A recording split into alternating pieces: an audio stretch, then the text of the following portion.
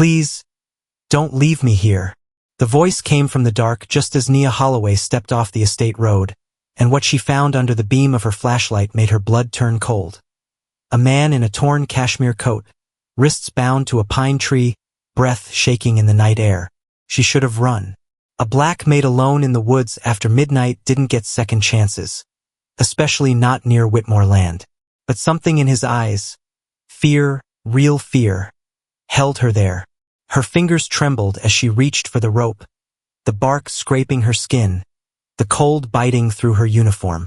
Then he leaned in, barely able to breathe, and whispered, "If they see you helping me, they'll come for you too." And Nia had no idea this man was about to change everything. Nia Holloway had learned a long time ago that survival didn't always look heroic. Sometimes it looked like walking home in damp shoes after a 14-hour shift and still stopping to help someone else.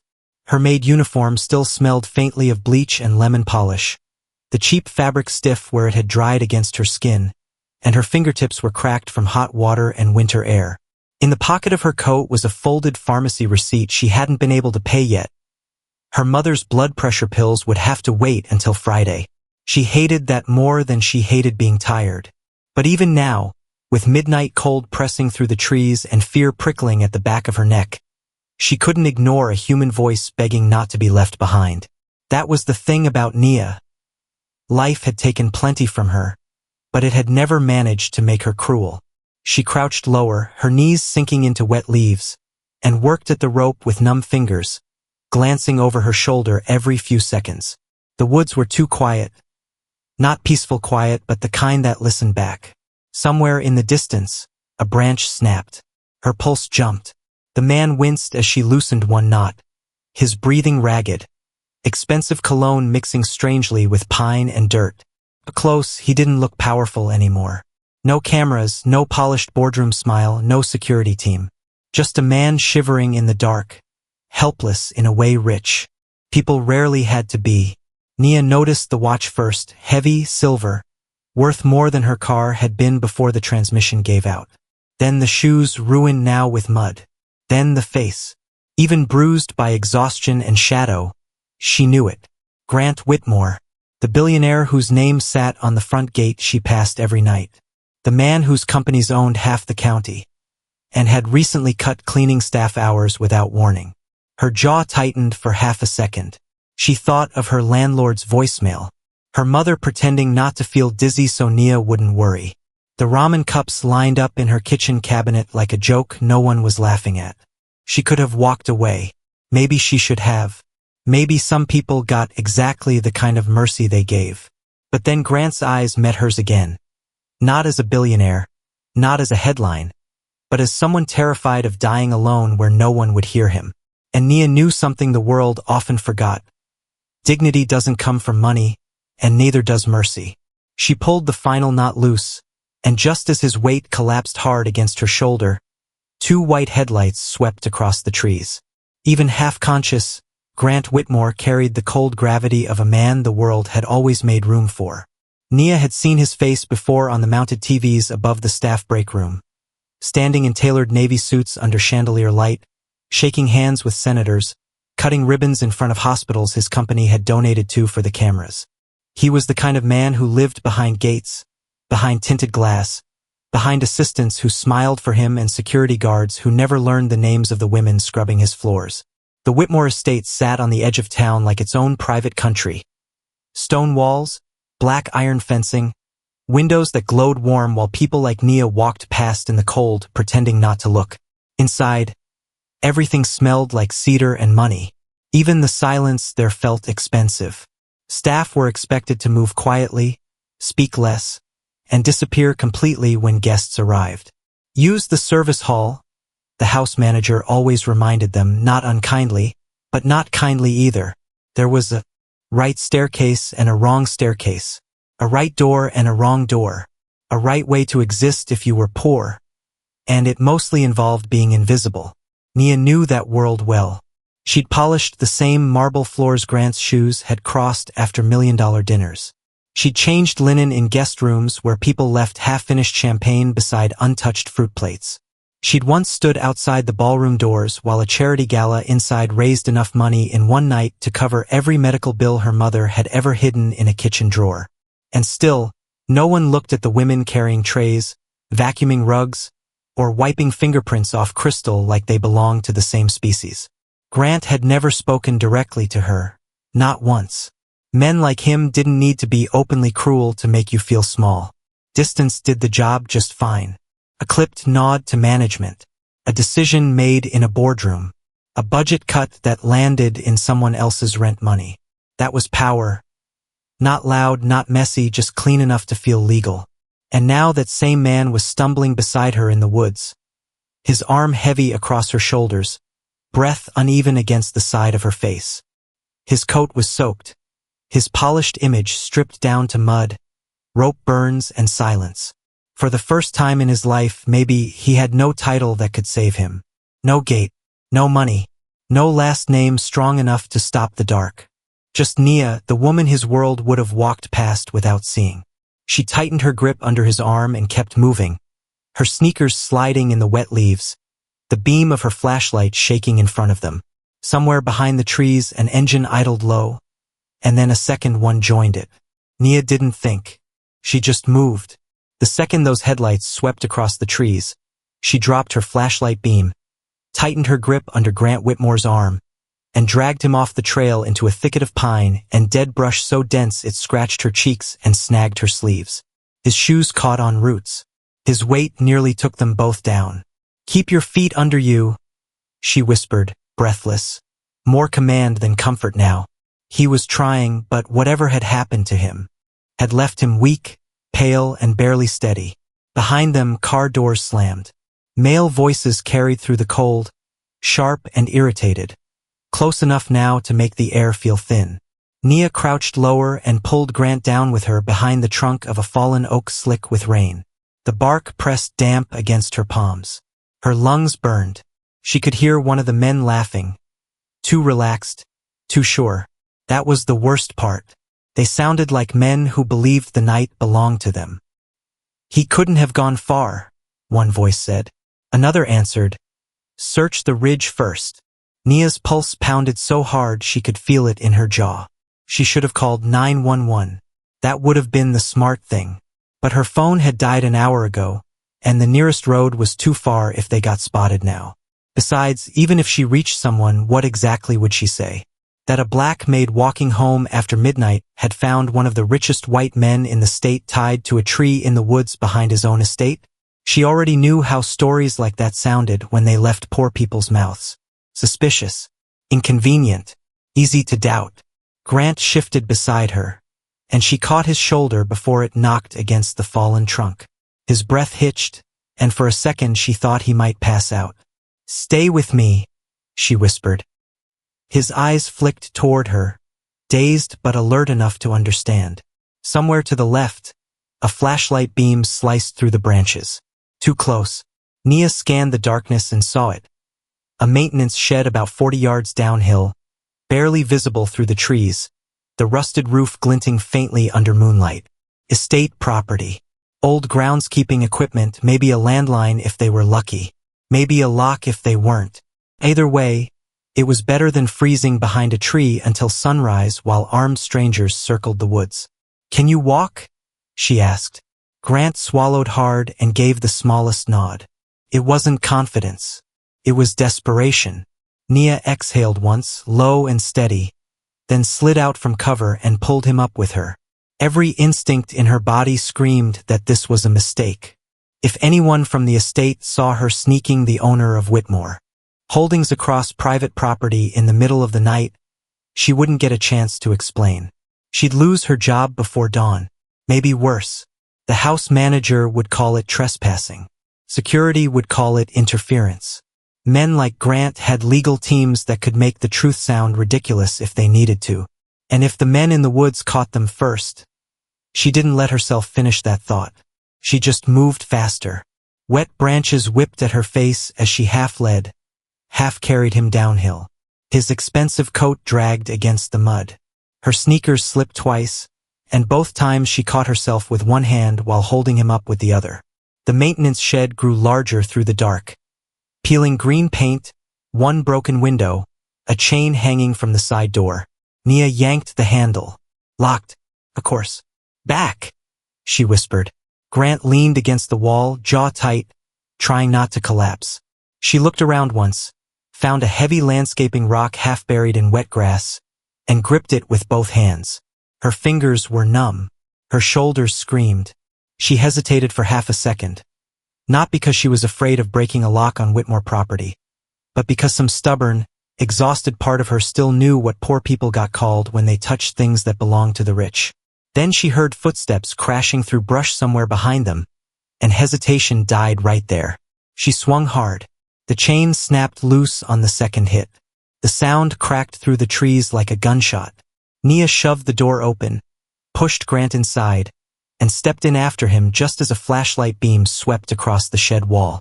She froze, one hand still on the door, not realizing that by choosing to protect him, she had just crossed a line that would cost her far more than a paycheck. Hands where I can see them. The shout hit the shed door before Nia could even catch her breath, and the next second a flashlight beam blasted through the cracked window, turning the tiny room white with glare.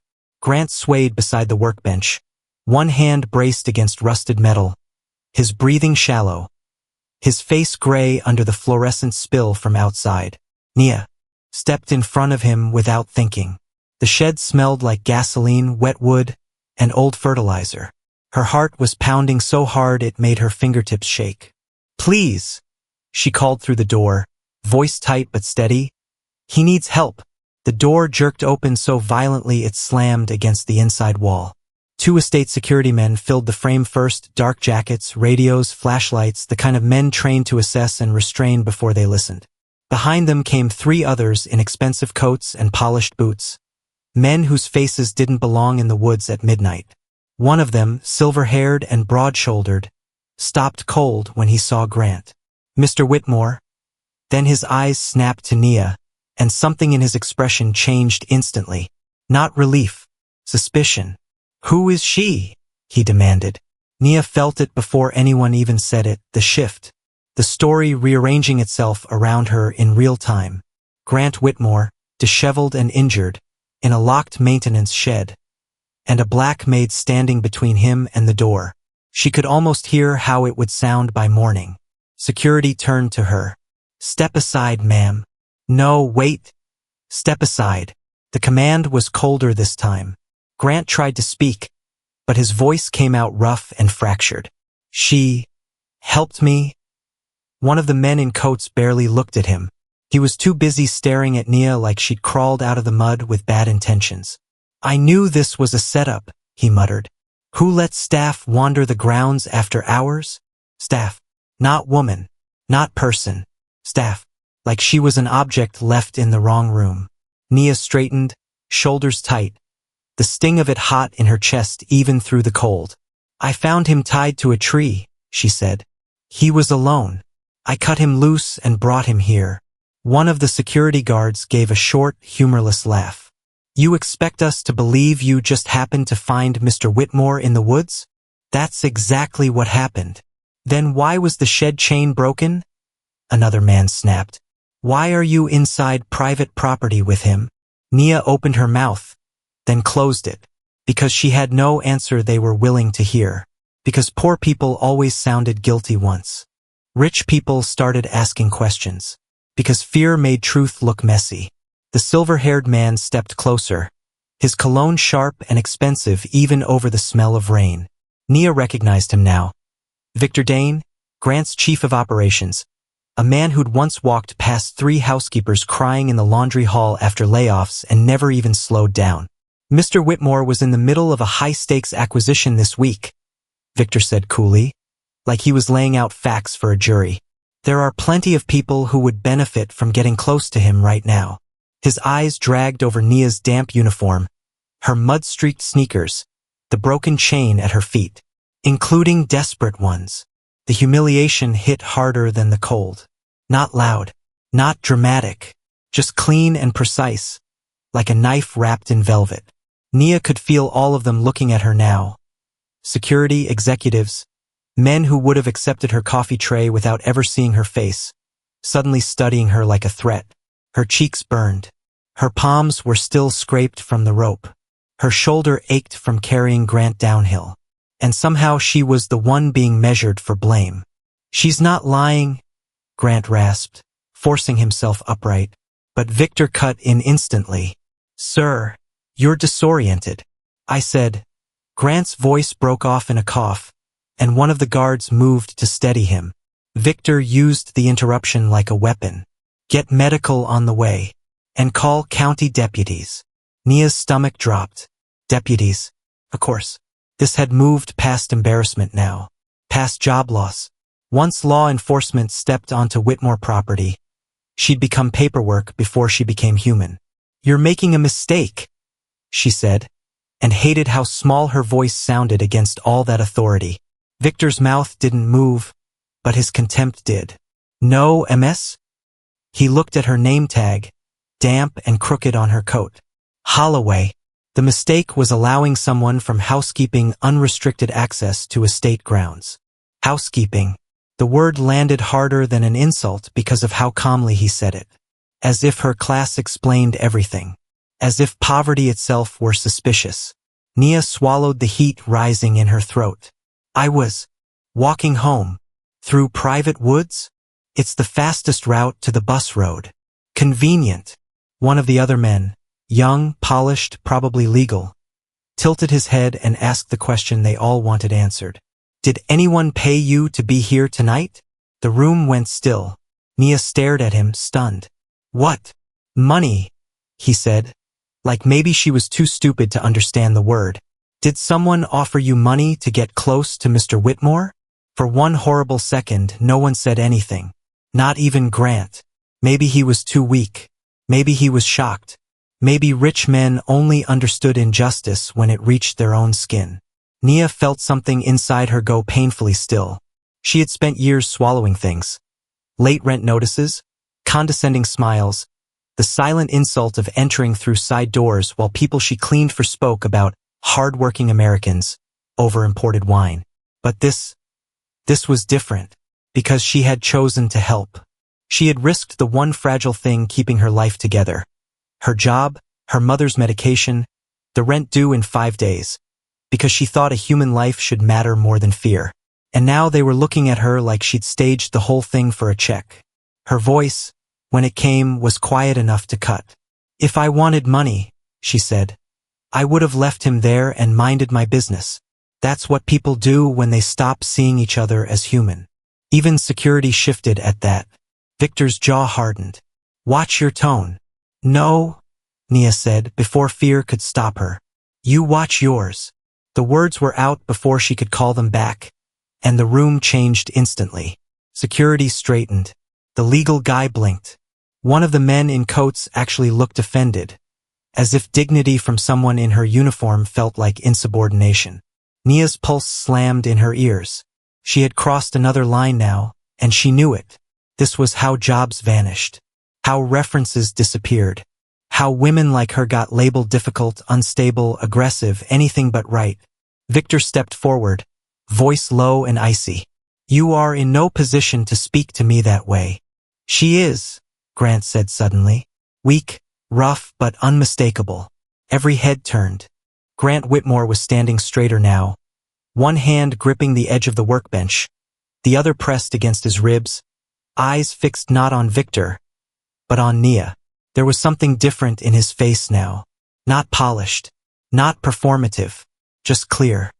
He looked at the broken chain, the mud on her knees, the rope burn across her palm, and for the first time that night, it seemed to land fully, what it had cost her to stay. "She saved my life," he said.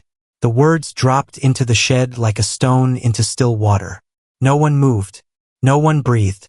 Victor blinked once, then recovered too fast to be innocent. "Sir, with respect, you're not in a condition to..." I said. Grant repeated louder this time, "She saved my life." The silence that followed was so complete Nia could hear the ticking of rain dripping from the shed roof. But then, just as the room seemed to shift in her favor, Grant's eyes flicked past Victor toward the open doorway, and whatever he saw out there made the color drain from his face. The rain softened into a fine mist, barely visible except where it caught the thin beam of a flashlight left leaning against the wall, turning the air inside the shed into something almost suspended, like time had decided to hold its breath. No one spoke. Not Victor, not the guards, not even the men who had arrived with authority stitched into their coats. The only sound was Grant's breathing, slow, uneven, human in a way that didn't belong to boardrooms or headlines. Nia stood where she was, her chest rising and falling, the cold finally catching up to her now that the shouting had stopped. Her hands trembled, not from fear anymore, but from everything she had held back. The run, the weight of him against her shoulder, the quiet fight to stay standing in a room that had already decided who she was. A drop of water slid from her hairline down her cheek, cold as glass. She didn't wipe it away. Outside, the woods had gone still again. No engines, no voices, just the low hum of night returning to itself, as if whatever had been hunting through it had stepped back. For now. Grant shifted slightly, and the small movement drew every eye again, but this time the attention felt different, less sharp, less certain. He looked older in the dim light, stripped of everything that usually held him upright. No suit jacket, no polished calm, no invisible shield of power. Just a man who had needed help, and a woman who had given it. His gaze found Nia again, steady now despite the exhaustion, and for a second, something unspoken passed between them. Not gratitude exactly, something quieter. Recognition, the kind that doesn't need witnesses. Nia exhaled slowly, the tension in her shoulders loosening just enough to remind her how tired she really was. Her sneakers were soaked through. Her palms stung where the rope had burned into her skin. Tomorrow, she would still have bills waiting on her kitchen counter. Her mother would still need medication she couldn't fully afford. None of that had changed. And yet, something had. Because for the first time in a long time, someone had looked at her not as background, not as staff, not as a problem to explain, but as the reason they were still breathing. She lowered her eyes for a moment, not out of submission, but to steady herself. There was a quiet truth she had learned without anyone ever teaching it to her. That dignity doesn't come from being seen. It comes from choosing who you are even when no one is looking. And tonight, even in the dark, even in the middle of fear and misunderstanding, she hadn't walked away. A soft wind moved through the broken window, carrying the scent of pine and wet earth into the shed. It brushed against her skin, cool and grounding, like a hand reminding her she was still here, still standing, still herself. Somewhere in the distance, faint but unmistakable, the sound of approaching sirens began to rise. Low at first, then growing, cutting through the quiet like a promise that whatever came next would not be simple. The sirens grew louder, washing the trees in distant red and blue, but Grant Whitmore didn't look toward them. His eyes were locked past Victor, through the open shed door, fixed on something none of the others had noticed yet. "You said search the ridge," Grant murmured, voice low but cutting through the room. Victor stiffened slightly. "Yes, sir. Standard perimeter sweep." Grant's jaw tightened. "No," he said more firmly now. "Not standard. You said it before anyone even mentioned where I was found." The air shifted, subtle but real. One of the security guards glanced at another. The young legal associate frowned. Victor's expression didn't crack, but it paused, just for a fraction of a second too long. Grant took a slow step forward, ignoring the protest in his body, his gaze never leaving Victor. "And you knew I was in the woods before they told you," he continued. "How?" No one spoke. The question didn't echo, it landed. Heavy. Victor let out a small breath, almost amused, like he'd been waiting for this moment. "You're exhausted, Grant," he said calmly. "You've been through a traumatic. Answer me." The words snapped sharper this time, not loud, but absolute. The kind of tone that had built empires. The kind that didn't ask twice. The guards shifted again, uncertain now, not about Nia, but about him. Victor's eyes flicked briefly toward the doorway, toward the dark beyond the shed, then back to Grant. And that flicker was enough. Grant saw it. Nia saw it. Even the others felt it. a hairline crack in control. Call it what it is, Grant said quietly. You weren't searching for me. You were making sure no one else found me first. Silence. Real silence this time. Victor's posture changed. Barely. But the polish slipped just enough to reveal something colder underneath. Careful, he said. You're not thinking clearly. No, Grant replied, steadier now. For the first time tonight I am. His eyes shifted to the broken chain on the floor, then to Nia's scraped hands, then back to Victor. You cut operational staff hours last week, he added. Moved funds without board approval. Pushed that acquisition faster than anyone advised. Each sentence wasn't accusation, it was alignment. Pieces falling into place. Victor didn't interrupt. He just watched, calculating. And tonight, Grant continued, I end up tied to a tree on my own property. While you're already in position to manage the situation, the young legal associate took a step back. One of the guards lowered his flashlight. Slightly. No one was looking at Nia anymore. The center had shifted. Power had moved. Quietly, completely. Victor's lips curved. Not into a smile, but into something close. You built an empire by trusting instincts, he said. Let's not ruin that now. You're right, Grant said. I did trust instincts. His voice dropped, softer now but heavier. Just not yours. That was it. The moment. The room tilted. Victor didn't argue. Didn't deny. He simply exhaled once. Slow, like a man adjusting to a new reality. Outside, the sirens were close now. Lights flashing between trees, tires crunching over gravel. Time had run out. For him. For whatever plan had been in motion. For the version of the night that would have ended differently if Nia had kept walking. Grant turned slightly, his shoulder brushing past Nia's as he moved toward the door. But this time, he didn't pass her like she wasn't there. He stopped, just for a second. Long enough for everyone to see it. She found me, he said clearly, to the room, to the guards, to the men who had already judged her. She cut me loose. She carried me out. No hesitation. No doubt. The narrative snapped into place, cleaner than anything Victor could have rewritten. The guards straightened. The legal associate looked down. Even Victor's gaze shifted, no longer dismissive, but measuring something he hadn't accounted for. Nia stood still, the weight of it settling in her chest. Not victory, not relief. Something quieter. Something earned. The sirens cut sharply as the first patrol vehicles broke through the tree line. Red and blue flooding the clearing, washing over faces, over mud, over truth finally stepping into the light. And as the officers moved in, voices rising, radios crackling, Grant Whitmore looked back at Nia one more time. And for the first time since she'd known his name, he saw her completely. By the time the first light of morning slipped through the tall windows of the Whitmore estate, everything felt quieter. Not empty, just settled. Like a storm that had finally moved on. The marble floors Nia had polished so many nights before reflected a softer kind of light now. Pale gold stretching across the surface instead of the cold glare of chandeliers. She stood near the service entrance, coat still damp at the edges. Her hands wrapped loosely around a paper cup of coffee someone had pressed into her grip without asking. No one had told her to go back to work. No one had told her to leave. For the first time, she wasn't being directed at all. Across the hall, voices moved in low tones. Law enforcement, legal teams, people adjusting quickly to a version of events they hadn't expected. But none of it reached her the same way anymore.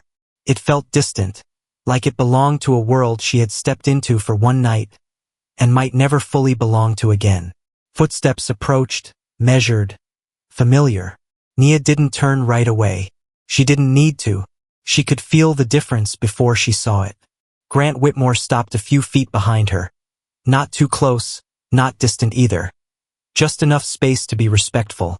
Something she had never seen him give anyone in her position before. Ms. Holloway, he said, voice steady, but stripped of its usual edge. No assistance. No interruption. Just him. Nia turned slowly, meeting his gaze. Up close, he still looked tired. There were shadows under his eyes, a stiffness in the way he held himself. But something else had shifted too. Something quieter. Something real. For a second, neither of them spoke. Then Grant exhaled softly, like he was choosing his words instead of delivering them. "I owe you more than a thank you," he said. "And I know that doesn't fix what happened in that shed." Nia held his gaze, calm, grounded. "No," she said gently. "It doesn't." There was no accusation in her voice. No bitterness. Just truth.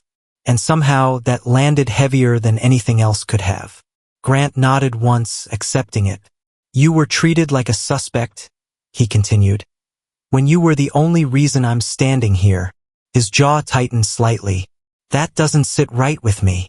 Nia glanced down at the coffee in her hands, the thin steam curling into the air between them. "It happens," she said quietly. Not as an excuse. Not as something small. Just as something she had lived with long enough to recognize without surprise. Grant's expression shifted again, this time not with defensiveness, but with something closer to regret. "It shouldn't," he said. And for once, it didn't sound like a statement made for a room full of people. It sounded like something he meant to carry forward.